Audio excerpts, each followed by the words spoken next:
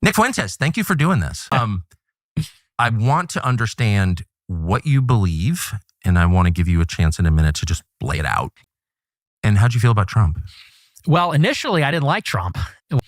So I, like everybody else in 2016, went through this ideological awakening. And first, I shifted to Trump. And the first realization that I had is it started in 2016, actually, because the primaries, started in 15, around April or May. When the actual Iowa caucus happened and the primaries began, I saw that Trump was dominating. And every night in the Super Tuesday, when they had all the big contests, one after the other, I remember the media was furious that he was winning one after the other.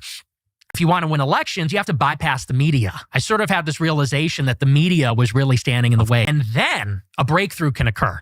So that was kind of the first hump. And I said, I could get behind Trump because he's a winner. And then as I listened to him more and more, his speeches and his rhetoric, I started to think about immigration. Which you hadn't really considered before? So you were radicalized on race by Mark Levin? Yes. Amazing. Mm-hmm. But what stands in the way of political power for us? It's the media and it's immigration. So I said, well, we got to get Trump to beat the media, build the wall, deport the illegals. And once we set the country straight, then we can actually have our constitutional republic back. That was kind of the idea. So I go to college and I'm just, at that point, a huge Trump supporter. So I was wearing my hat everywhere and I was just getting accosted constantly. And I catch the attention of my peers and they start going at me on Twitter and giving me death threats, this intensity from the left. And at this time, she's a fellow at Daily Wire, Ben Shapiro's company. Me too.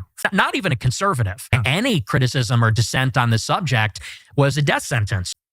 So that's pretty young to get canceled and pretty young to have friendships destroyed over politics. Actually, it's detrimental because they frequently lie. You're failing in school. Your show just got canceled. What's your plan now? You could infiltrate the conservative movement. And then leading the opposition, then we can take the fight to the left as the conservatives, as the Republicans, whatever. And if you can win that, then you win the country. That was kind of Trump's model.